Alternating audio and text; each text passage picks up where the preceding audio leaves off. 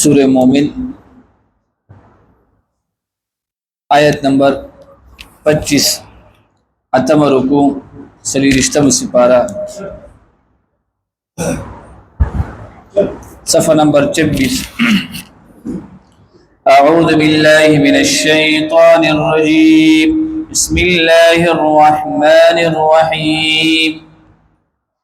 فلما جاءهم بالحق من عندنا قالوا اقتلوا أبناء الذين آمنوا معه واستحيوا نساءهم وما كيد الكافرين إلا في ضلال صدق الله العظيم سورہ مومن آیت نمبر 25 اتم رکوع سلیرشتم سپارہ صفحہ نمبر 26 تاسو یاد شي مونږه ما قبل سبق کې د حضرت موسی علیه السلام واقعا هغه شروع کړی و چې الله رب العزت موسی علیه السلام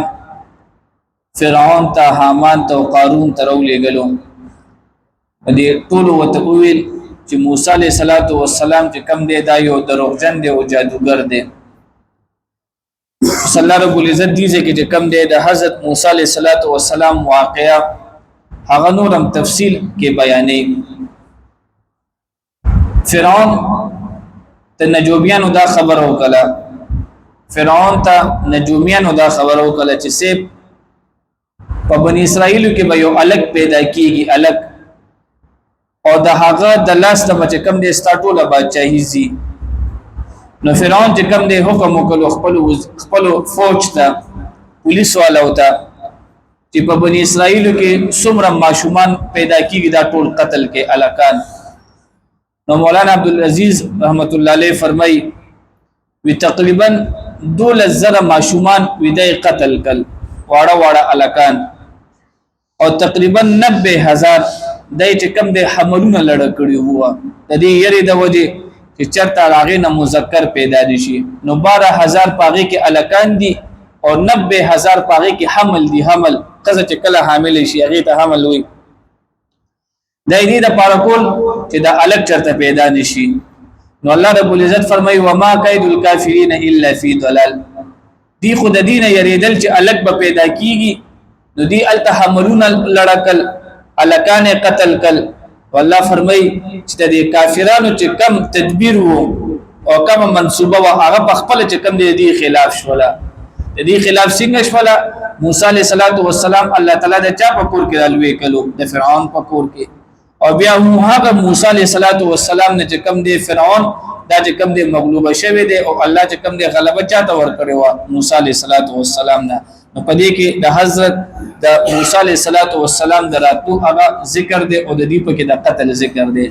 فلما جاءهم بالحق بیا هر کله چې دی راغلی دویتا په حق دین سره من عندنا زمون له طرفنا قالوا ندویل اقتلوا ابناء الذين امنوا وجد زمن د خلکو چې ایمان وروړي دي معه دسر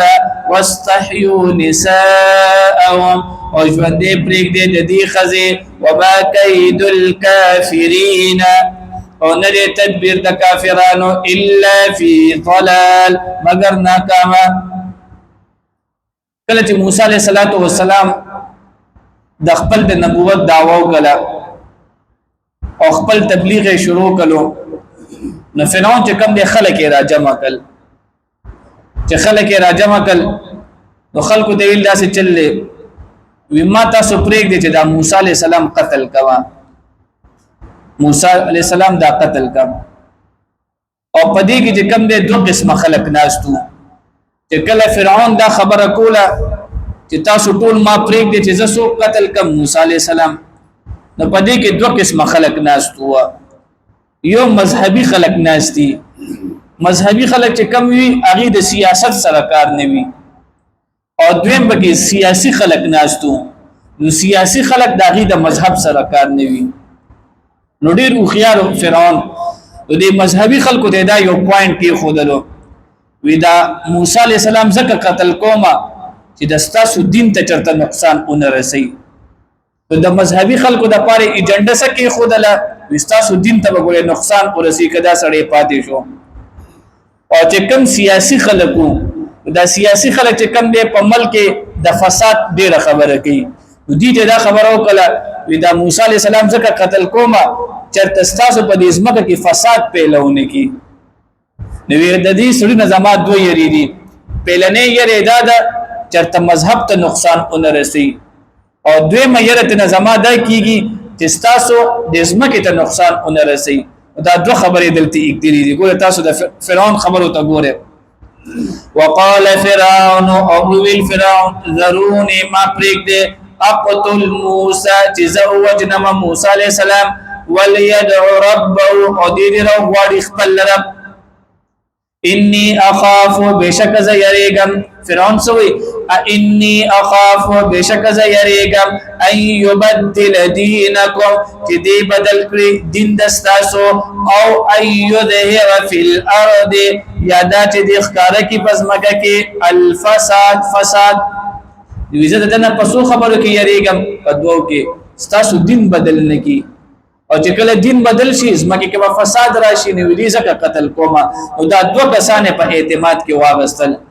وقال موسی او موسی علیہ السلام ویل انی عذت بشکما پنا اغستدا بربی دخل پر باندې وربکم استاس پر سرا من کل متکبر دهر کبر جنہ لا یؤمن چې ایمان نلري بیوم الحساب ورځ د حساب واخر دعوانا الحمد لله